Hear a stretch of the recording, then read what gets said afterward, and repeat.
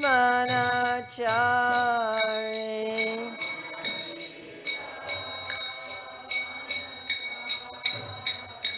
Jaya Radha Madhava Kunja Bihari.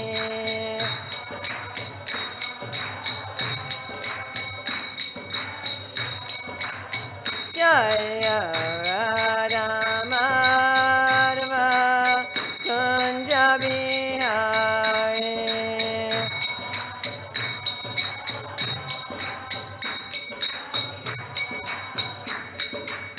Gopi Jana Vallabha Girivaradari.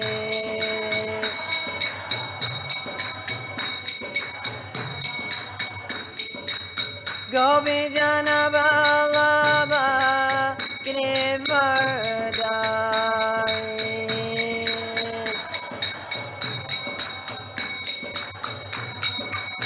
Jasodanandana Rajajanarandana. Jasodanandana Rajajanarandana. Yamuna Tiravanachari. Yamuna Tiravanachari. Jaya Radha Madhava Kunja Bihari.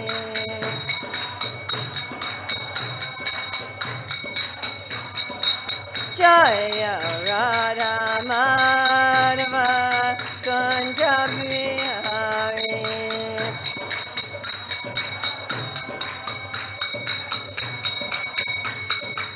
Gopi Jana Vallabha Girivaradari.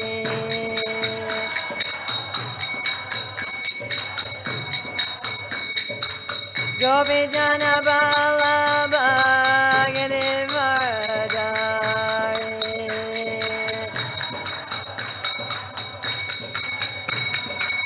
Yasodanandana Rajajanarandana. Yasodanandana Rajajanarandana.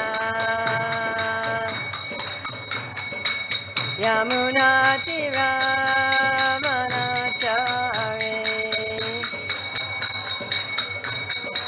Yamuna Tiravanachari.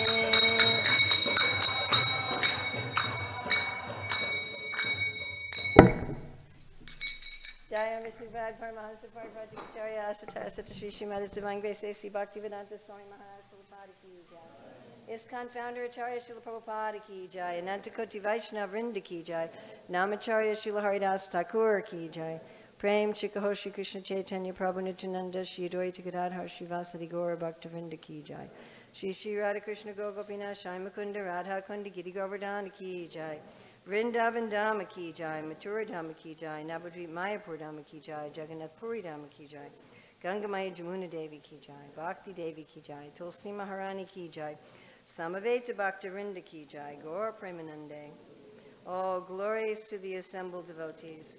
All glories to the assembled devotees. All glories to the assembled devotees. All glories to Sri Guru and Gauranga. All glories to Srila Prabhupada. Nama Om Vishnupadaya.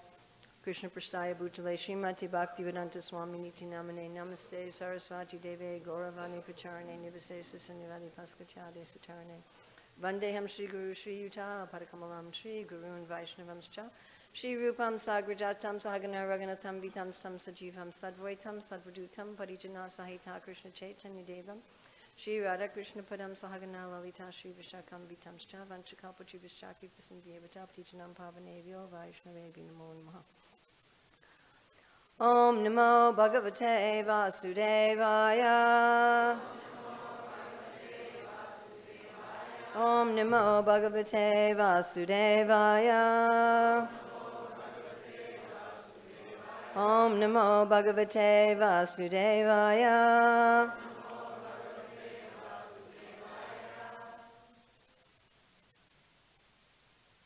So December 21st, 2018 in Mayapur, India, and reading from Srimad Bhagavatam, Canto 9, Chapter 9, The Dynasty of Amsumam, Text 45.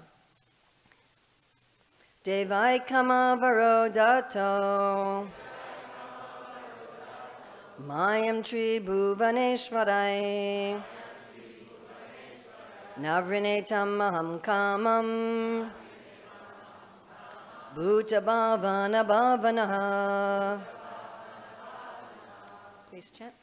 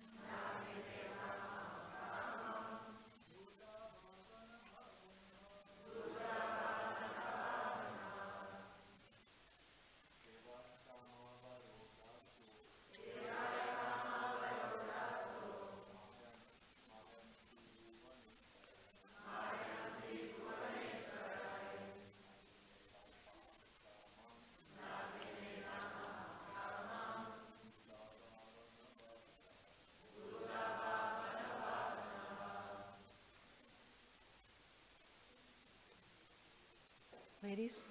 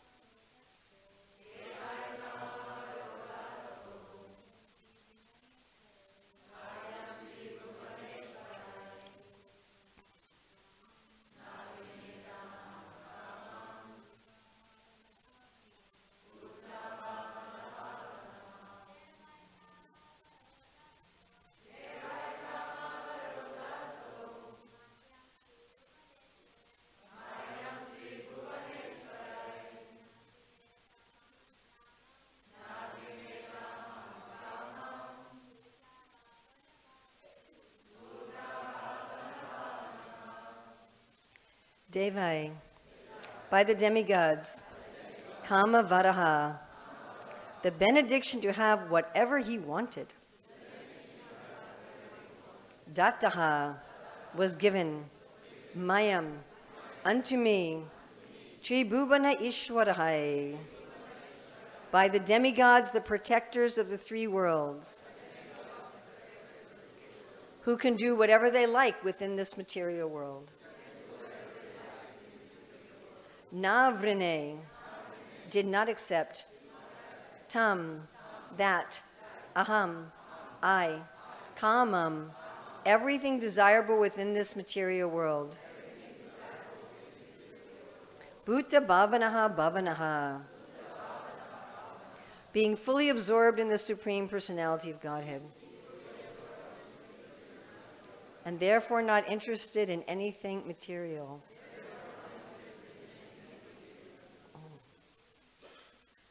So this is a very unique situation, if we can just imagine ourselves in this situation. Translation: the demigods, the directors of the three worlds, wanted to give me whatever benediction I desired. Imagine that. So imagine if all the demigods came to you and said, we'll give you whatever you want. Anything. I did not want their benedictions, however, because I'm interested in the Supreme Personality of Godhead, who created everything in this material world. I am more interested in the Supreme Personality of Godhead than in all material benedictions. Purport. A devotee is always transcendentally situated, Paraṁ dṛṣṭvā nivartate. One who has seen the Supreme Personality of Godhead is no longer interested in material sense enjoyment. Even such an exalted devotee as Dhruva Mahārāja went to the forest for the sake of material benefit. But when he actually saw the Supreme Personality of Godhead, he refused to accept any material benediction. He said, svāmin kṛtārtho smi varaṁ yāce. My dear Lord, I am fully satisfied with whatever you have given me or not given me. I have nothing to ask for you, for I am fully satisfied to be engaged in your service. This is the mentality of a pure devotee who does not want anything material or spiritual from the personality of Godhead. Our Krishna consciousness movement is therefore called kṛṣṇa-bhāvanāmṛta-saṅgha, the association of persons who are simply satisfied in thoughts of Krishna. That's a high bar, isn't it? Our Krishna consciousness movement. You don't have to raise your hands, but I'm just wondering how many of us could say we are simply satisfied with thoughts of Krishna, and the whole movement is supposed to be like this, according to Srila Prabhupada. Being absorbed in thoughts of Krishna is neither expensive nor troublesome. Krishna says, man-manā bhava mad-bhakto, mad-yājī namaskuru. Engage your mind always in thinking of me, offer obeisances, and worship me. Bhagavad Gita 9:34.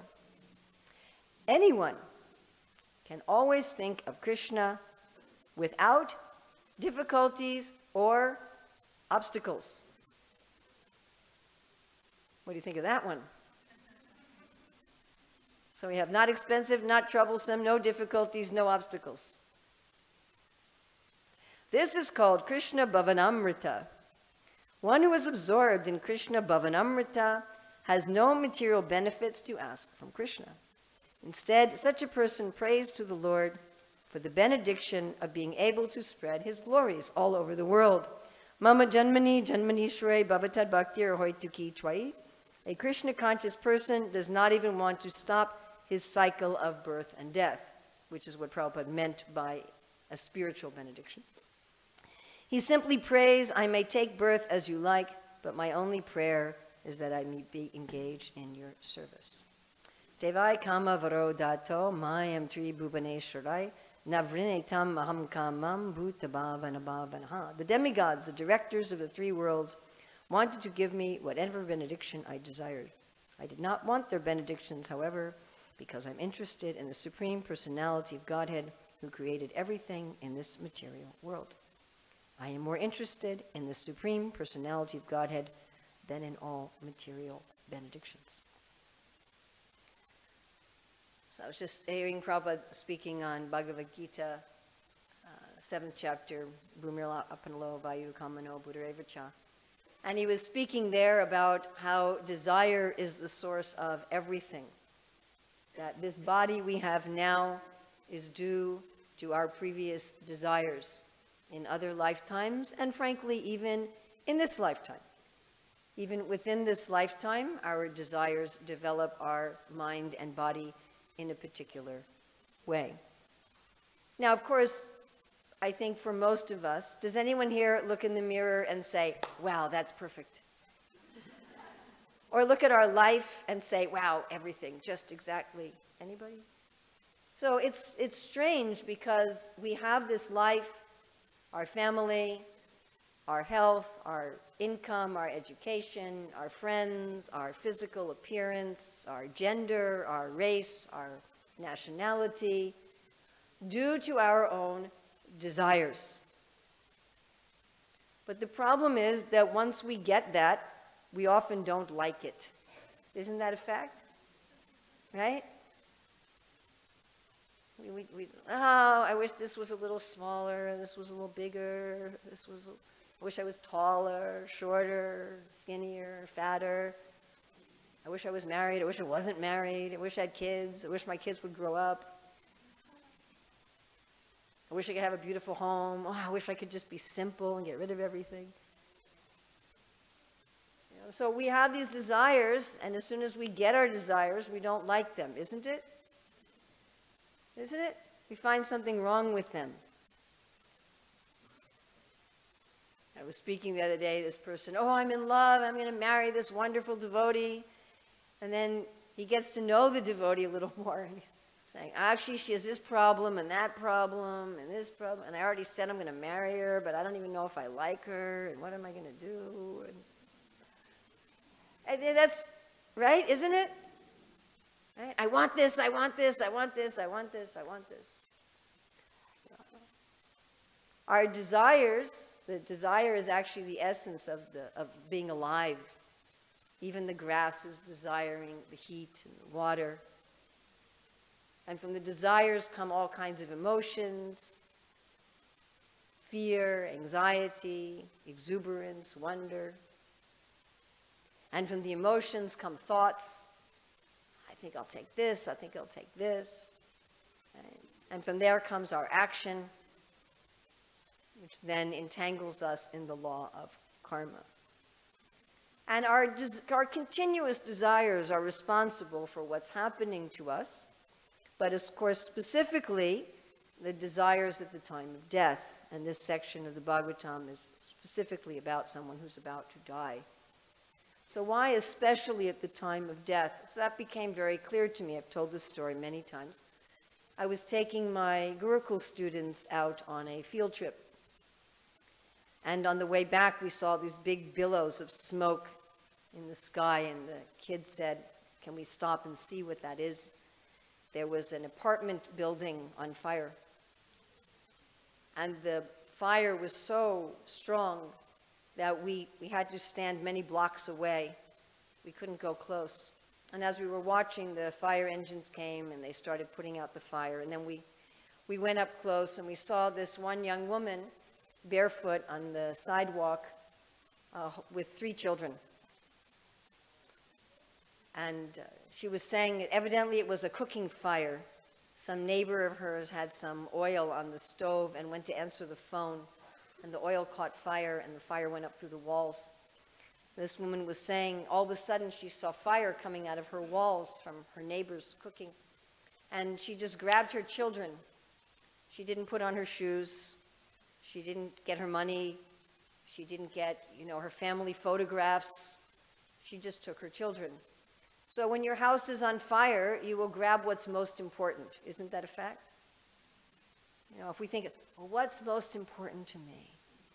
Well, we can think about that, but when actually your house is on fire, you don't think about that. I'm sure this woman wasn't thinking. She just grabbed. So at the time of death, whatever has been most important to us in terms of desire is what the soul will try to grab, try to take that with them. At least let me take this with me. So the time of death indicates what is our most important desire. We can try to fool ourselves during our lifetime. The cheating propensity means we also cheat ourselves, correct? Yes? When I was newly in ISKCON, I remember praying to the Lord, I don't want anything material.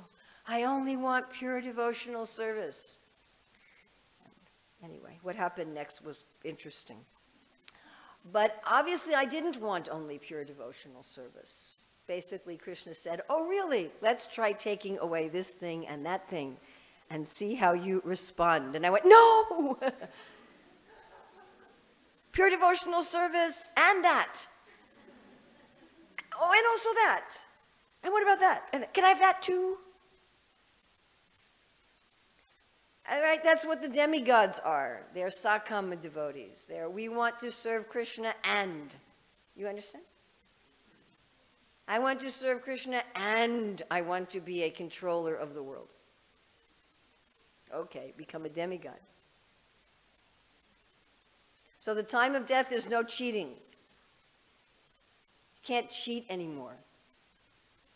The real thing is exposed. And Krishna is very kind. Nitya nityanam chaitanya chaitanam eko bahunam yo viradati kaman. I was just the other day hearing Prabhupada saying that when we ask Krishna for some material desire, he will try to convince us, no, no, no, don't do that. Not a good idea. In our life also, if we see somebody making a foolish choice, we try to convince them, yes? Who here has tried to convince someone and failed to convince somebody? Who here has ever failed to convince somebody? Oh, some of you never even try, I would assume. So sometimes some friend or some relative, they're about to make a choice, and you can see, oh, this will not be very good. Don't do that. One devotee talked to me a couple days ago. He said, so I'm thinking of maintaining some devotee for 1 year to do a service. You know, giving them an apartment, giving them food, all facility. I said, I thought you have no income. He said, I have no income, but I have some savings. And I said, well, don't you have young children still at home? Well, yes, I do. I said, you have a wife, you have young children. If you spend all your savings to maintain somebody else, then how will you be maintained? I said, that's not very intelligent. I said, I don't think you should do this. So we may say to somebody, you know, this is not very intelligent, don't do this. But they may listen or they may not listen, isn't it? People tell us sometimes, please do this or don't do this. And we may listen, we may not listen. So Krishna tries to tell the soul, no, no, don't do that. But if we insist, okay. This is the essence of free will, that if we insist, I want this, Krishna says, okay, you try it. Even if Krishna knows very well, this is what Prabhupada explains is meant by Krishna knowing the future. Krishna knows the results of our desires. He knows the results of our decisions. But without giving us our desires, there's no free will, because we're not independent in fulfilling our desires. Have you noticed that also? Yes, there's 5 factors of action, and the top is daiva. Right? We may have some desire, but if Krishna doesn't allow, we can't fulfill. So he fulfills all of our desires, and you may say, well, he's not fulfilling all of my desires. I could list about 20 that he hasn't fulfilled. But he will. Some of our desires can't be fulfilled in this lifetime, which is one reason we take birth after birth after birth. You cannot fulfill all desires in one kind of body. Isn't that a fact? Some bodies are suitable for some things and not other things. So Krishna will fulfill all of our desires. And we don't have to worry. They will definitely be fulfilled. If this life we want to be rich and we are very poor, then Krishna will give us good intelligence. Give in charity, give in charity, give in charity, give in charity. And then next life will be rich. Is that clear? Everybody understand? So then the question should be, if everything is based on desire, and Krishna fulfills all desires, what's the best thing to desire? Isn't that a reasonable question? If I'm getting whatever I want, sooner or later, some things we want, we get immediately. You've had that experience? Everybody's had that experience? Some things you want and you just immediately get them? One time when I was in Auckland, I was walking back to my room from the temple, and I thought, I'd really like some cashews. This brief thought. And I come to my room, and on the door, somebody had put a bag of cashews with a rubber band. Some anonymous person, you know, I'm like, whoa. So some desires we get immediately, isn't it? Right? And some we're not going to get until next life. Or maybe 5 lifetimes or something. But if we know we're going to get everything that we desire, we should think, what should I desire? Because looking at this life, if this life is the result of my desires, and I'm not happy with everything in this life, then I'm a fool. Think about the logic of this. Whatever I want, I get, sooner or later. But when I get it, I often don't like it.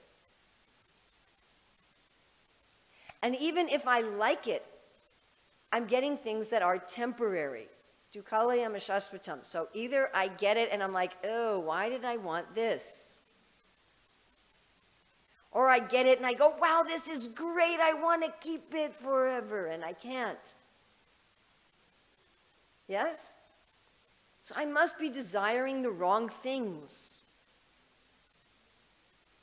So we ask this question, what should I desire? And here we're being told, don't desire anything material. Now what does that mean? What does material mean? You know, most people, when you talk to them about material, they think, oh, that means like a car, you know, or a house. They think of a thing. It means a thing. Or it means, you know, tasty food, or something like that, or a lot of money. But material actually means not the things, but something that I'm trying to enjoy in an illusion. Something that I'm trying to enjoy separately from Krishna. So we know our bodies are made up of many cells, correct? Everybody remembers that from school? And each cell is alive, yes? Is correct? Am I correct? So all the little cells in my heart, my lungs, my brains, my intestines, and they're all alive. If they're all alive, they have their own little desire. Isn't it? I have some cell right now in my liver that's going, I want food. I want to reproduce. I want to be happy. They all want to be happy. And they all want to be happy. Now, how are my liver cells and intestinal cells and lung cells and brain cells, how are they going to be happy? By taking care of me. Is that true or not? Right? How are the little cells in my intestines going to be happy? They have to be assisting in the digestive process and the respiration process. And if they're assisting me in my overall digestion and respiration process, then when I eat and breathe, those little cells get food and oxygen. And their waste products get carried away, and they have facility to reproduce and have their own little life with whatever level of consciousness they have. So when they take care of me, I take care of them. Do you want to take care of all the cells in your body? Who here wants all the cells in their body to be happy? I hope everybody does. Don't you want your stomach cells and your lung cells to be happy? Are you a slave driver? Beat, heart! You'll beat for me! I don't care if you're happy or not. Is that how you feel about your heart? Anybody here? Do you want your heart to suffer? Your little muscles in your heart? Do you want them to suffer or do you want them to be happy? You want them to be happy, yeah? Do you care about them? So Krishna cares about us. Mamaivam so jiva loke jiva bhuta sanatana. Suradam sarvabhutanam. We're his parts and parcels and he loves us.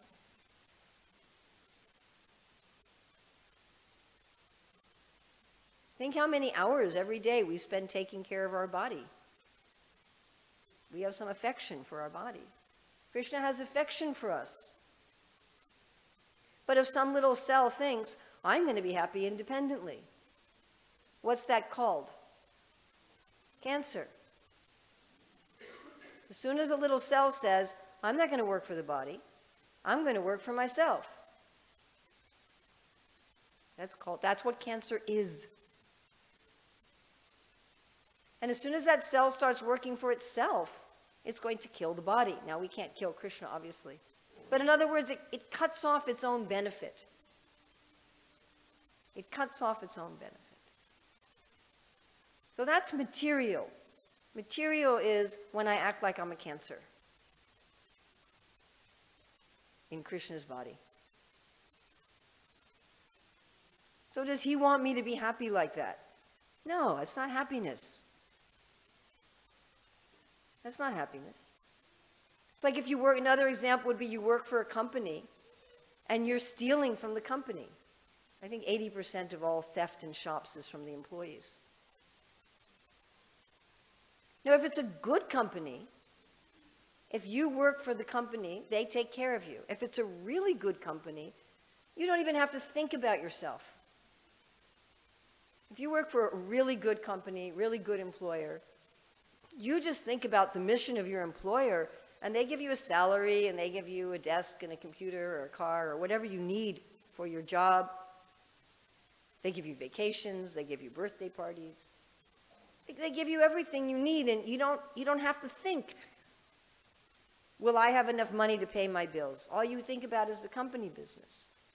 But as soon as you start thinking, what about me, and you start stealing from the company, then you end up harming the company. You end up harming your relationship with the company.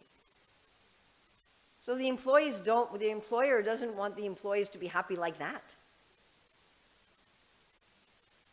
Krishna allows us to fulfill material desires because otherwise there's no free will. But it's not favorable for us. We get cut off. We get cut off from our source of nourishment, and we start feeling empty.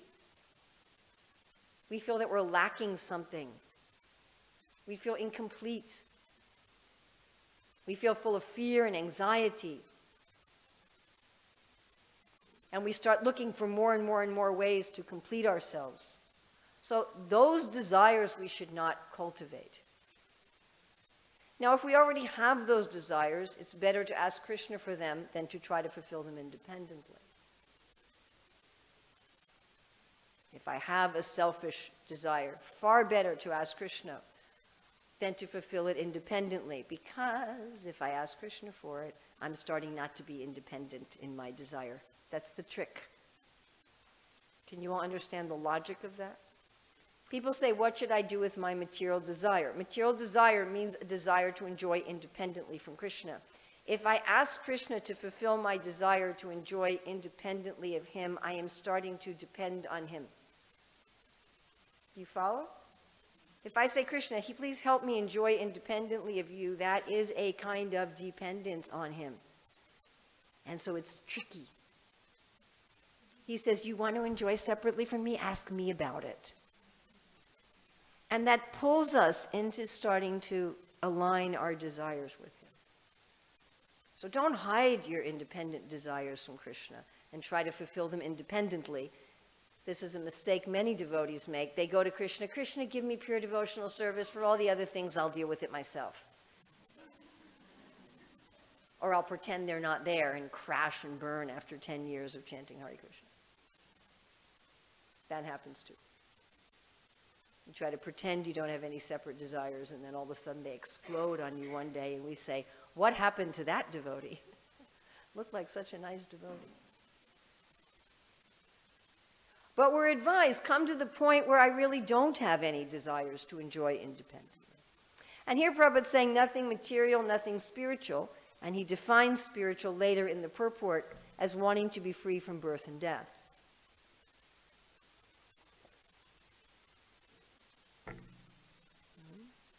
So that's another kind of selfish, independent desire. It's not wanting to be aligned with the will of the Lord.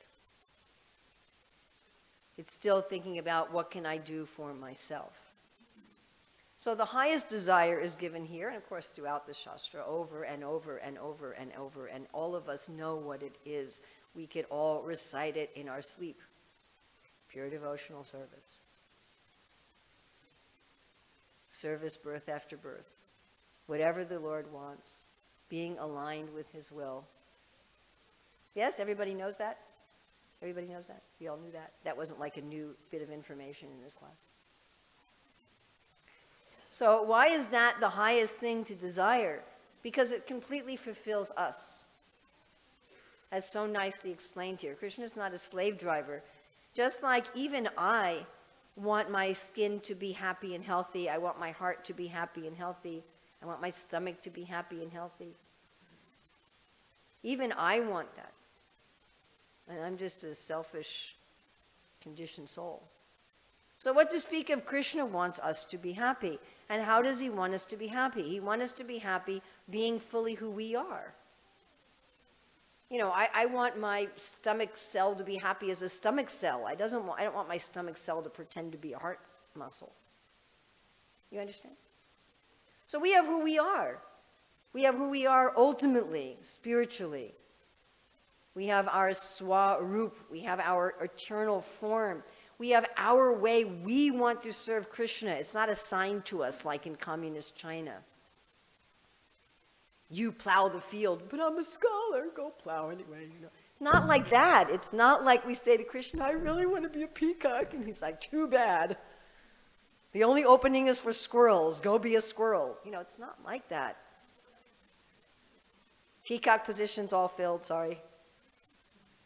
Our desire in service is what Krishna wants to fulfill. And even in this body, even with our false temporary identity, Krishna says repeatedly in the Bhagavad Gita, we should do our duty and not someone else's.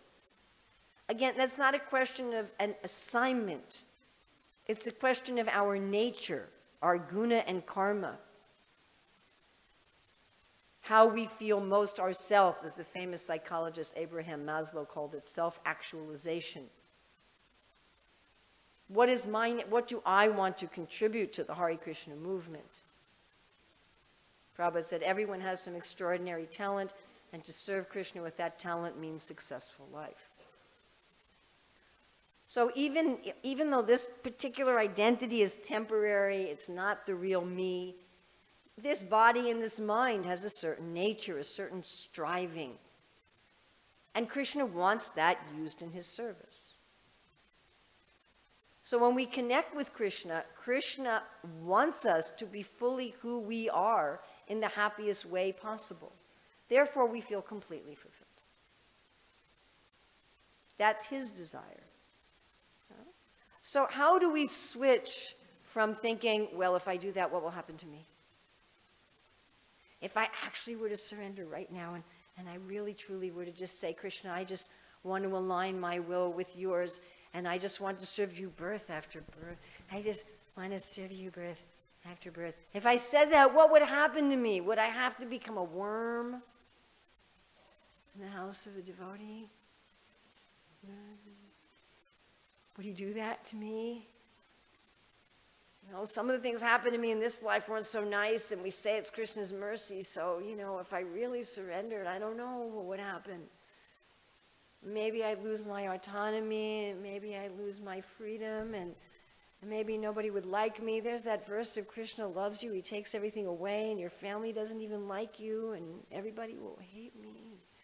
What am I going to do? I have all these fears and anxieties. So how am I going to make this switch?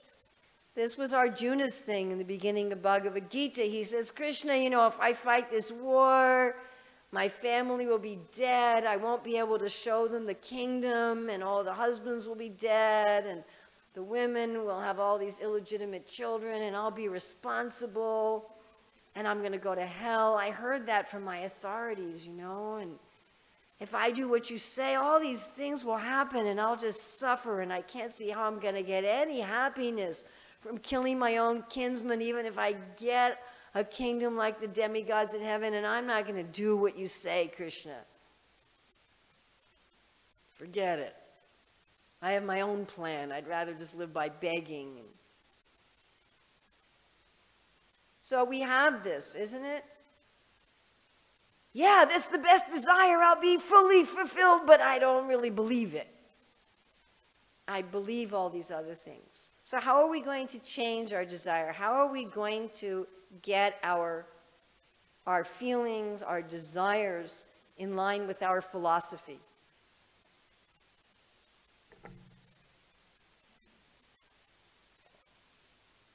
If we didn't believe this philosophically, we would not be sitting here. Am I correct? We would be doing something else. So we must believe it, or we wouldn't be here. So on one level we believe it, but on another level we're not sure. So how do we get these things in alignment? And Prabhupada says here, it's not expensive. It's not, what else did he say? It's not what? Troublesome. And he said it could be done without difficulties and without obstacles. And you may read that and go, I don't know if that's my experience. Why is it that in order to actually get the desire of the soul in line with this obvious, logical reality that we constantly experience, that when my desires are aligned with Krishna, I'm fulfilled, and when they're not, I'm not? Why is it not troublesome? Huh? Why is it not expensive? Why is it without difficulty and without obstacles? Because it's already there.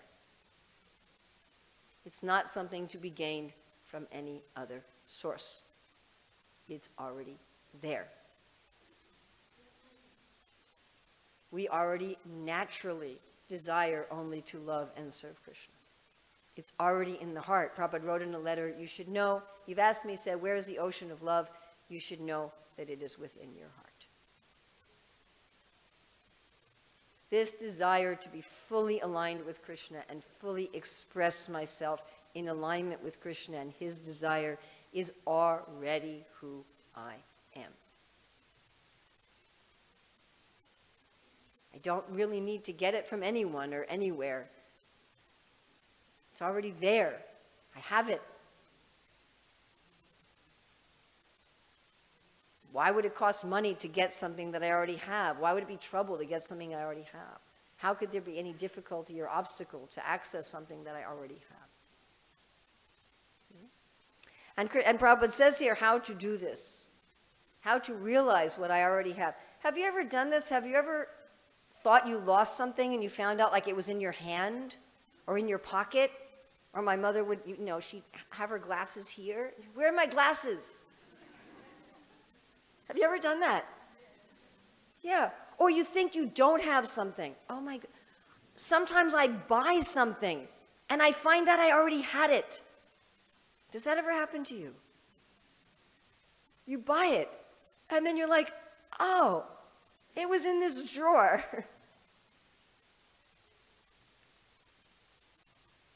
So how do we find the glasses on our head? The love in our hearts, it's there. And Prabhupada's saying here, man-manā bhava mad-bhakto, mad-yājī namaskuru. And he's using the words kṛṣṇa-bhāvanāmṛta. Bhava is our emotion, amrita, nectar. And then he says saṅgha in the association. So we have this saṅgha, this association, Prabhupada says here, something to work for. Our Krishna consciousness movement is therefore called kṛṣṇa-bhāvanāmṛta-saṅgha.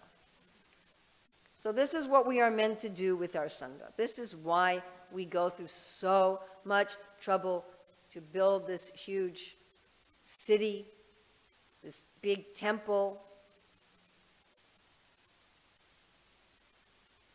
take care of the cows, grow vegetables, do all the cooking, all the cleaning up, take care of the camera. All these things we're doing to form this society, we're doing so we can help each other to revive our relationship with Krishna.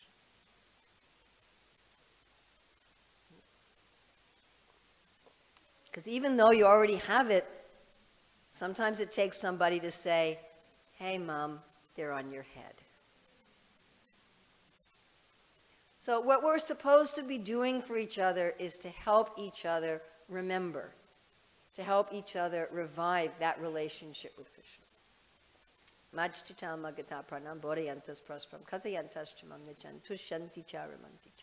To talk about Krishna. I mean, sometimes we may have to talk about getting our bicycle fixed or something, but not to talk about criticizing devotees and politics and this and that, like anybody else in the world. But to help each other with Krishna, to help engage people according to their propensities, to help people to be authentic in Krishna service, to help people to fall in love with Krishna, and to do for ourselves what helps revive our Krishna consciousness. To look at the 64 angas of bhakti and say, which of these really helps me in my Krishna consciousness, and to make sure we do that daily. And whatever daily sadhana we're doing, to do that with bhavāmṛta, to do that with feeling. Whatever feeling is there, to access it. As Prabhupada said, take this spark and fan it. And of course, to let go of things that pull us away from kṛṣṇa-bhāvanāmṛta, as much as we can. But our main emphasis is on the positive, not on the negative. Because if you fan the spark, it burns up everything else. We're not an artha nivritti society. That's not our focus. Our focus is more on just fanning the spark, fanning the spark of artha vritti. That's what we're supposed to be doing. And if we do that because it's already there, it starts to revive. And as it starts to revive, our faith increases. And as our faith increases, we're willing more and more and more and more to let go of our foolish and ridiculous desires to enjoy independently of Krishna. And then we don't have to take another material body due to some foolish material desires. And then even the desires we've had before, which would net us bodies for the next hundreds of births, karmadi nirdahati kintu cha bhakti bhajam, they're finished. They're finished. And then we can come to the point, like in this verse, where we can say this verse genuinely, that even if Indra and Chandra and Vayu and Surya and Shiva and Brahma and everybody came in front of me and said, you can have whatever you want to enjoy independently of Krishna, we'd say, why? When I'm already fully satisfied. So questions, comments, additions, subtractions? Yes?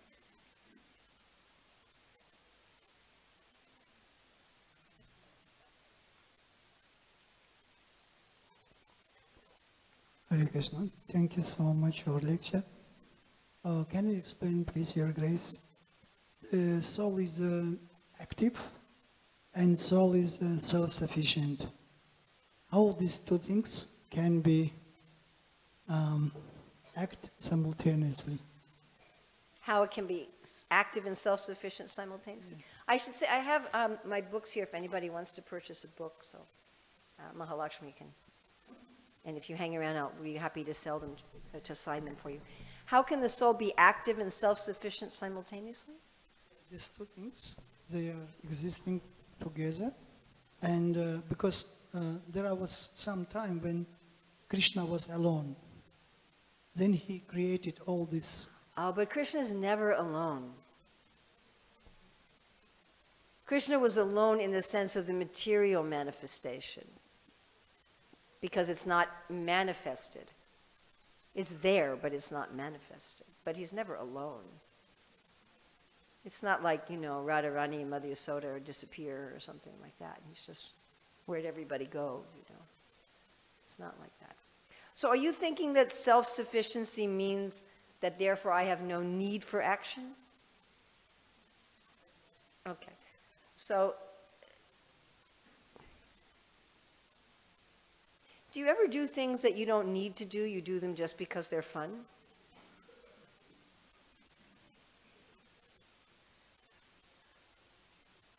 Do you ever just like sit with some friends and joke around? You don't need to do that. But do you ever do that? I hope so. Do you ever eat dessert? Do you need dessert? Is that one of the required food groups? Cheesecake, gulab jamans, jalebis? Do you need that? Did any doctor ever say, you know, make sure you have a gulab jamun every day for your proper health? Do you go to the Vyas Puja feast and say, I do not need the gulab jamuns, so I will not eat them. So why do you eat them? You don't need them. So the activity of the pure soul and the activity of God is not motivated by need. It's motivated by play and love.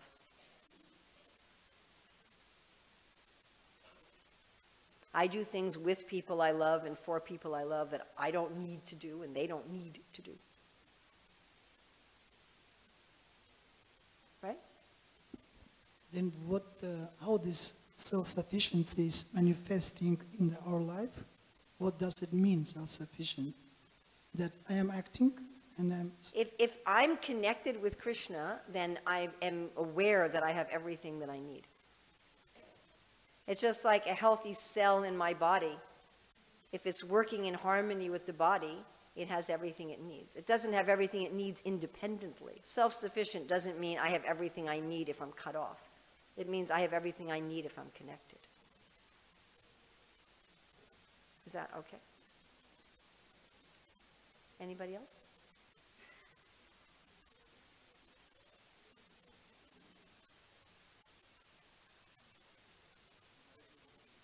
I think they want the microphone because it's being broadcast, and that way the people who are listening, who are not physically present, can hear you. Hare Krishna. Hare Krishna. Well, my question is that if devotee is doing a business and he prays to Krishna that there will be more and more progress in his business, and using whatever the money he's earning due to that business and using for Vaishnava service, is it a material desire? Entirely depends on the consciousness of the person. Well, this is my desire. Thank you very much. It entirely depends on the person's consciousness. Are they thinking, you know, I'll make a lot of money in the business and use it for Krishna service, and that way I'll be an important person and everybody will praise me, and, you know, and then I'll also live very nicely and I'll be very comfortable. Then it may be mixed. It depends on the mentality of the person. And generally these things are mixed. If it's a spiritual desire, it's more like, I would like to do this, Lord, and whatever you want. The passion is gone from it. It's like you have a boss and you present to your boss, here's a plan that could take the business forward. You know, here's my plan. And if the boss approves, fine. The boss doesn't approve, fine. Or the boss approves partially, fine. So you can present your plans to your boss, and whether they approve or not is up to them. And either way you're happy, or they could partially approve. That's one way you can judge. If you present your plans to Krishna and he doesn't approve or doesn't wholly approve, and you become upset and devastated and, you know, your life is ending, then you know that it was material. That you were thinking that that particular plan was necessary for your survival and your happiness. That's one way you can tell. Thank you very much. Sure. Yes.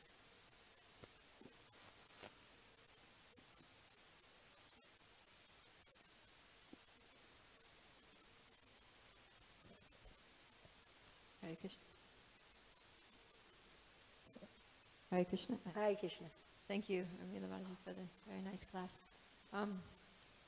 You were mentioning how sometimes it happens that devotee tries to be artificially fully surrendered and gives up, you know, just sort of thinks, well, I'll just ignore whatever my material desires are and focus on pleasing Krishna, but then 10 years later, then they crash and burn. It's very common. So then, I mean, when we hear purports like this, Srila Prabhupada, we think, let me just, you know, ask for pure devotional service and forget about whatever else is these nagging desires. So, but we don't want that to happen either. We don't want to crash and burn after 10 years. So in that case, should we pursue those material desires? Should we ask Krishna to fulfill the desire? Definitely we should ask Krishna if we have something that we want. First canto Bhagavatam. Whether you have no desires, all desires, whether you just desire pure devotional service, go to Krishna for it. So first of all, this requires honesty.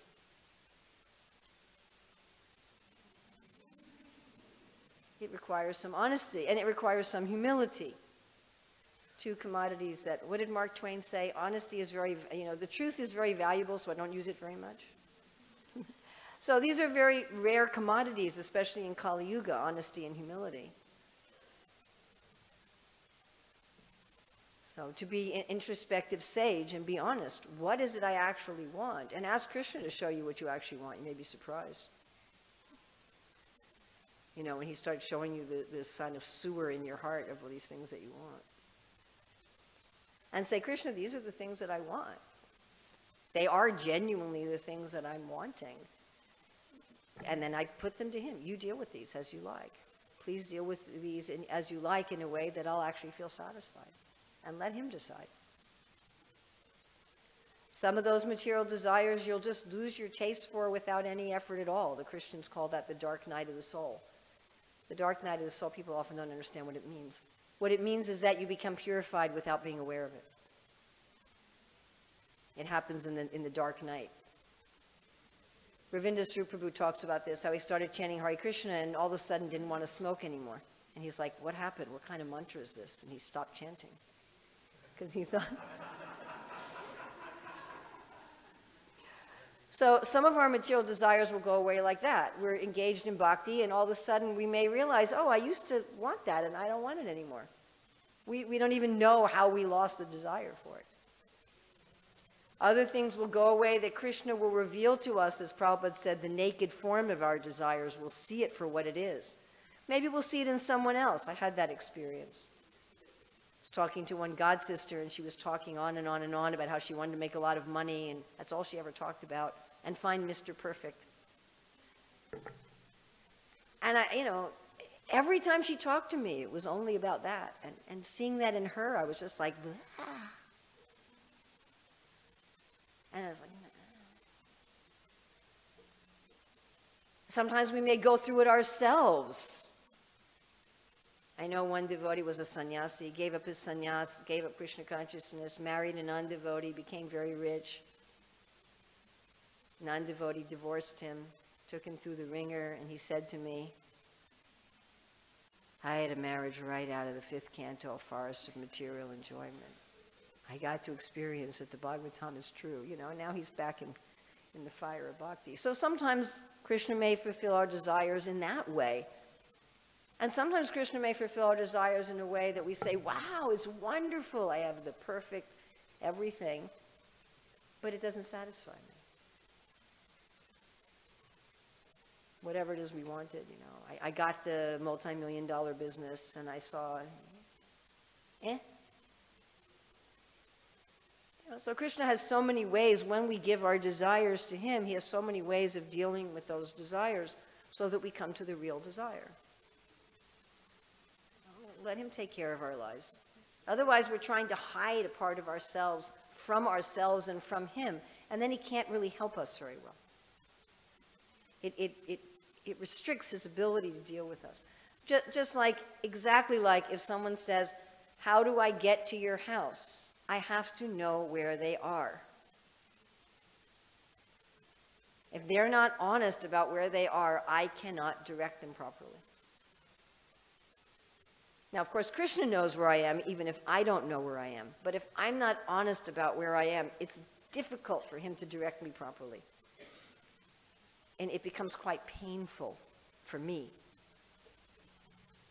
Because Krishna says, you should turn right here, but I don't want to turn right there because I'm not being honest. So the more honest I am and the more amenable I am to Krishna's guidance, the more the way he directs me is very joyful. And if I'm trying to pretend I'm something that I'm not, then the more the way he directs me is very painful. So I have a note here that I'm supposed to be finished by 9 a.m. and it is 9:04, so I'm going to stop now. Thank you very much. Srila Prabhupada Ki Jai.